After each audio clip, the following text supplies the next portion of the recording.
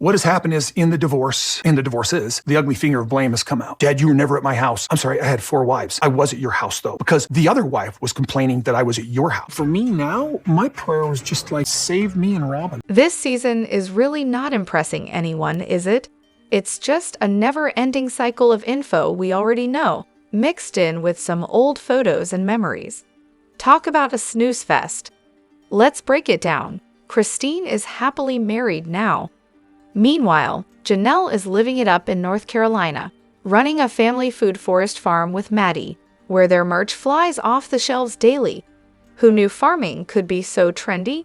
And don't worry, Christine and Janelle are still taking trips together and spending holidays with all the kids. So if you're itching to catch up, just find a link somewhere. It's not like TLC is going to make it easy for you. Honestly, shame on them for dragging this drama out for 2 whole years. Get it together, folks. Hello, everyone. Welcome back to Reality Nexus X. I'm Elena, and I hope you're all having a fantastic day. Thanks for joining me. Let's dive right into today's video. Wow, KODY really pulled a fast one on Meri during their legal divorce, didn't he? I've just come to realize that while he's been whining about money and his 3 divorces, he actually came out ahead. When he and Meri went through that legal divorce, it was nothing more than a paperwork shuffle. No financial settlement, no alimony, just a joke to him. Meri thought she was just helping facilitate an adoption, so she signed away everything that a woman in her position would normally expect after 20 years of marriage. And now that they're actually parting ways, she has no legal rights to claim anything, just like Christine and Janelle. Let's not forget that Meri contributed financially to the family for decades. KODY knew he was already in love with Robyn when he divorced Meri. He had checked out long before that. And while he may not have planned for everyone to leave him, he sure was calculating when it came to getting Meri to sign off on her rights without a fight. Honestly, he has no business complaining about money when he waltzed away from all 3 divorces without a hitch. And let's be real, Meri was absolutely played by KODY and Robyn during that divorce. I mean, if I were in her shoes, I would have said, if you want a divorce, I want half of the marital assets. But here's the kicker. KODY doesn't have any claim to the B&B, which, by the way, seems to be making some decent, though probably not a fortune money. I've always thought that the B&B was a big reason Meri was able to escape. It was her little sanctuary away from Raymond hair and the whole chaotic family dynamic. But also, Meri is the star of the show this season, and the producers really need to focus on her more. She's peeling back the layers of dysfunction that have shaped her entire life, and it's about time someone highlighted how KODY manipulated and lied to her for years. Watching her shift her perspective and finally speak out about being a victim is compelling television. So why are we stuck with another Mykelti birth scene instead of watching Meri in therapy, applying for a religious divorce with her fundamentalist cult, or chatting with her girlfriends? Seriously, give me more Meri and a lot less Mykelti. And honestly, I'm not interested in Christine and David's dating escapades either. Not even a little. I've heard rumors that Meri might be writing a book. Whether that's true or not, I can totally see her going full scorched earth on KODY and Robyn. Christine and Janelle will probably stay publicly cordial for the kids' sake, but Meri has endured so much disrespect and public humiliation. I'd love to hear her side of the story.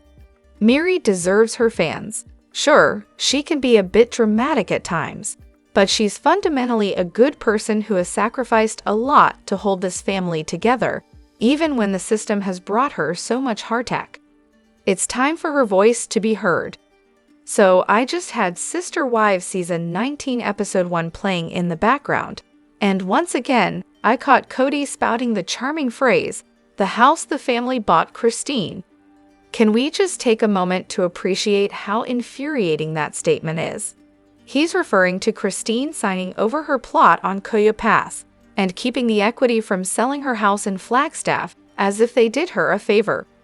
Please, KODY, do go on about how you bought her a house while conveniently ignoring that Christine's down payment came from the family account.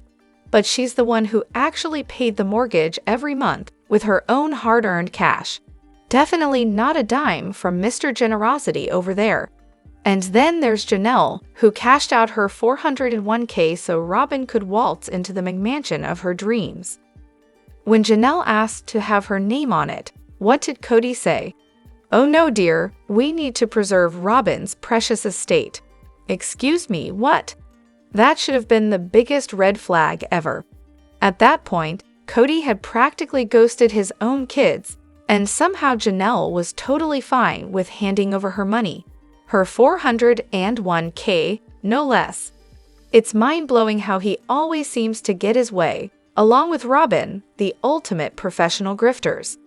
I'm convinced that the family used Janelle's $401k to buy the Lehigh house, and they funded part of Robyn's palace with the proceeds from selling Meri's and Janelle's houses. But no, it's just easier for KODY to claim the family bought the house. Sure, Christine might have taken a deposit from the family funds, probably just her fair share anyway, but she paid the mortgage herself, all while he sat back and did nothing for the home she created for her kids. But heaven forbid he admit that. It would totally ruin his victim narrative. And really, how could he ever make Robyn seem selfless if he dared to compare her housing situation to anyone else's? First off, hats off to KODY for hosting Thanksgiving just a week after giving birth. I mean, talk about a superwoman. I would have firmly told everyone to take a hike and leave me alone after major abdominal surgery and welcoming 2 newborns into the world. Imagine the scene: Christine, Aspine, Mitch, Gwen, B, Isabel, Truly, and Tony's entire extended family all descending on her house while she's breastfeeding 2 little ones. Mind-blowing. I'd be the worst hostess ever, hiding under the covers with a pint of ice cream, avoiding all human interaction. When Christine announced that KODY would be hosting Thanksgiving, I practically shouted at my TV, "Are you kidding me?" But then, when I saw the actual dinner setup, I got it. KODY had the luxury of retreating to her own bed whenever she needed, and Avalon and the twins were in their own little habitat too. Plus, with all those people around, she definitely had backup. Still, can you imagine having a house full of guests just a week after a C-section, and with twins? I'd lose my sanity. I really think the definition of hosting varies for everyone. KODY hosted, in the sense that it was at her house, but I'm betting everyone else did the heavy lifting. I hosted Christmas just a week after my C-section, and my contribution was merely plopping down on the couch to watch kids open gifts. Sure, it was at my house, which saved us the trouble of traveling, but my husband did all the cooking and cleaning. I seriously doubt KODY hosted Thanksgiving in the traditional sense. It looked more like her and Tony provided the space while Christine and Tony's mom probably handled the cooking and cleanup. It was a smart move for KODY. No need to leave the house with the babies in tow. Their Thanksgiving looked cozy and loving, with everyone simply enjoying each other's company instead of obsessing over a perfectly curated feast. Unlike that other family we know, who probably spent half the day on overpriced Thanksgiving dishes and still managed to have barely any food on the table while pretending to bond her. Christine and Aspen cooked, KODY could sneak in a nap or just relax, and with so many people around, the babies had plenty of care. Plus, I'm sure they cleaned up and sent her home with leftovers. That's just good family dynamics right there. However, is it just me, or does it bother anyone else how Christine talks about her relationship with Janelle's kids while completely ignoring Leon? Like when she mentions explaining to her boyfriend that Janelle's kids come with the package and that she claims them, it feels a bit off. And when she brushes off Meri by saying they have nothing in common anymore, hello. What about Leon? I mean, didn't Leon go to her wedding? It's like they don't even exist because Meri's a total flop, even though they're part of the OG 13. I have to wonder if Leon just prefers to stay out of the limelight. At this point, we know Leon showed up at Christine's wedding and even posed with the rest of the family for pictures. Plus, they all went on that family trip to Yellowstone last summer with Christine, Janelle, and a bunch of kids. I can't help but think that maybe Leon has requested to keep a low profile on the show. I mean, Meri doesn't mention them at all, and she's their biological mother. It seems like the moms are trying to respect Leon's wishes by not bringing them up. Sure, Christine told David that she has 13 kids, but maybe she doesn't mention Leon's name often because they asked her not to. After all, they seem pretty private. But Janelle and Christine have mentioned Leon a time or two, so it's not like they're completely erased. Let's be real, Leon clearly wants to avoid the show and social media like it's the plague. Meri doesn't even acknowledge them. So why would we expect Christine to do it? It's not that she's ostracizing Leon, she's just being respectful of their wishes. So I stumbled upon a lawyer on TikTok who dropped some legal knowledge about Janelle and Meri getting back the down payment money they loaned. Here's the kicker. Since no one signed a legally binding contract stating that the cash was a loan or even bothered to set a timeline for repayment, it's now classified as a gift. Ouch! So unless Robyn and KODY decide to dig deep into their pockets, which we all know is highly unlikely, Janelle and Meri are out of luck. The lawyer explained that under Nevada and Arizona law, a contract has to be signed and in place for it to be recognized as a loan. And let's be real, when it comes to making the right choice or keeping a little extra cash for themselves, we know KODY's going to cling to that money like it's a life raft. And can we talk about KODY's delightful communication skills? Not discussing the repayment schedule for Coyote Pass because he doesn't trust Janelle? That's some classic financial abuse right there. Nice move, KODY. Who needs open dialogue and trust when you can just create more chaos, right? Additionally, isn't it just fascinating that this whole story about Robyn's bio dad is suddenly making headlines? After 19 seasons, she's never once mentioned it. During the pandemic, when KODY was all about maintaining relationships with his kids, why didn't Robyn share how important that was for her when she was growing up? If there was any way for her to spin this into a look at me, I'm so relatable moment, you know she would have jumped at it. So let me get this straight. She can distance her kids from their biological dad, but is absolutely heartbroken that her father didn't fight for the relationship. Who exactly was he supposed to fight with? Alice? I mean, her dad and mom had already been living apart for 2 years before the divorce. Did he just get fed up with battling Alice to see his kids? And how convenient is it that her stepdad lived in another state and was MIA most of the time? I didn't hear her lamenting about that. Oh wait, she couldn't, because that might tarnish Alice's precious honeymoon phase. Let's be real though, the kids were probably told they had to be perfect little angels when their dad was around. No arguing, just picture-perfect family moments. It's classic, 2 sides to every story, yet Robyn seems to only know one. And isn't it interesting that she took her stepdad's last name while her sister kept their bio dads? Talk about conflicting loyalties. This feels like just another stop on Robyn's redemption tour, crafted to elicit sympathy. The past seasons clearly show that this is just more of her desperate attempt to stay relevant on the show. So let's break down the latest drama. We've heard KODY is juggling 4 mortgages, and it's been confirmed on TV that to buy their fancy McMansion, the lender needed financials from Meri, Christine, and Janelle. Meanwhile, Janelle and Christine have been pretty vocal about wanting to recoup some of the cash they poured into Robyn's house. Funny how Robyn suddenly seems interested in KODY reconnecting with his original kids and estranged wives after all these years, especially now that money might be tight. It really makes you wonder how manipulative she truly is. The math just doesn't add up.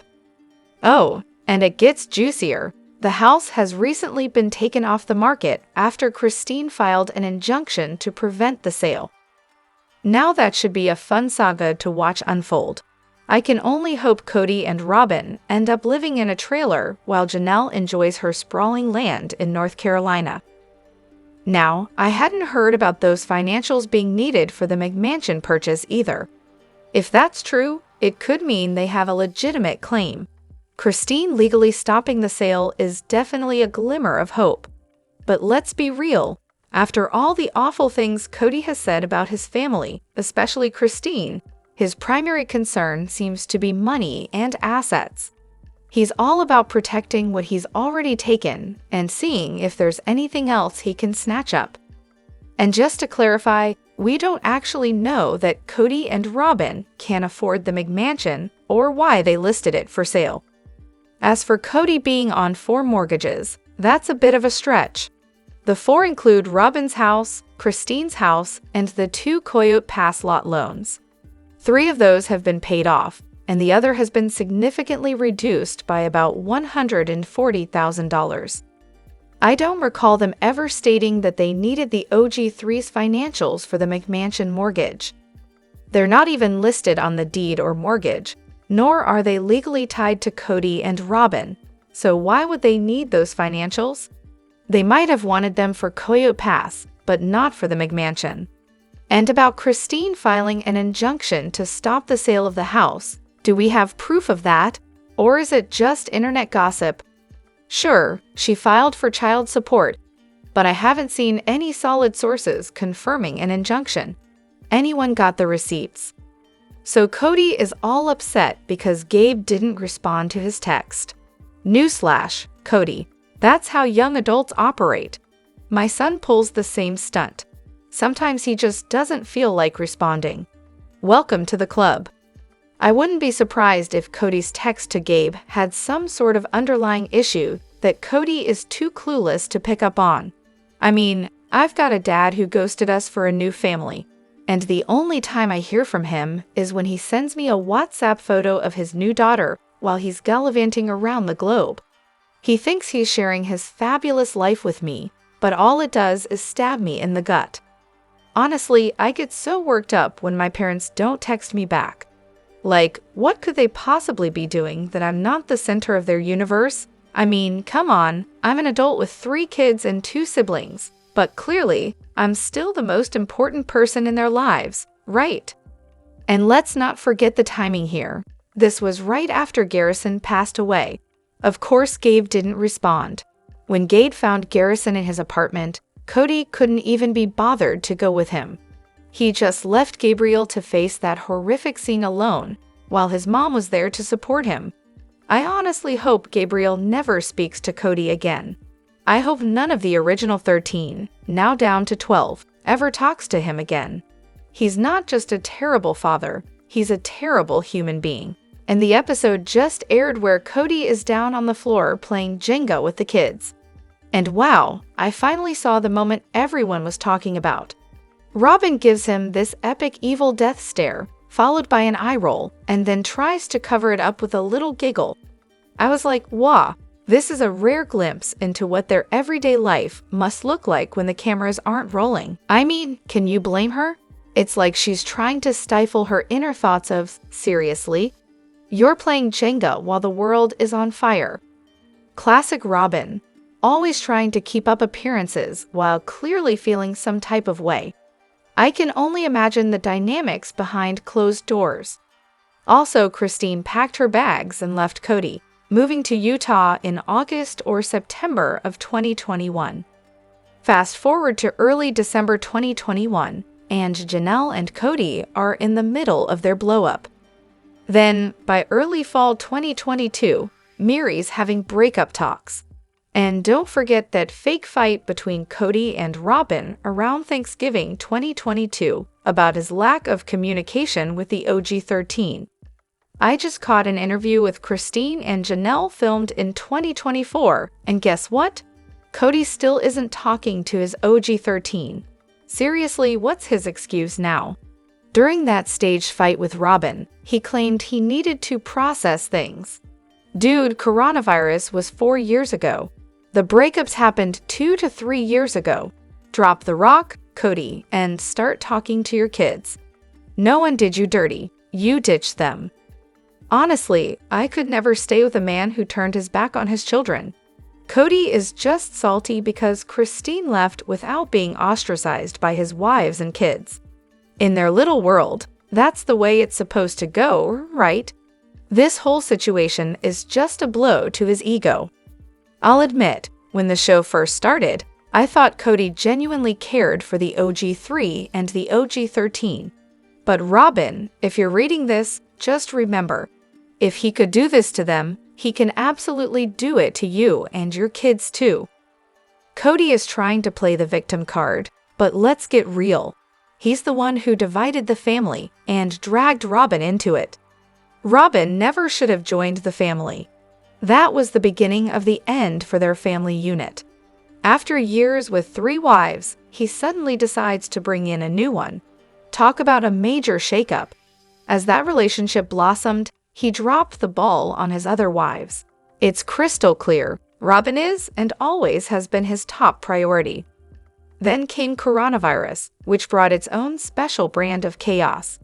KODY's demands and utter lack of compassion for his working children only drove another wedge into the family. He chose to isolate himself from the other wives' homes when, as the father and supposed head of the household, he should have bent over backward to spend time with everyone.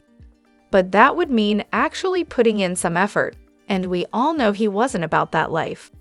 The worst moment: when Christine's daughter needed surgery during coronavirus and KODY flat out refused to be there because it meant he couldn't be with Robyn.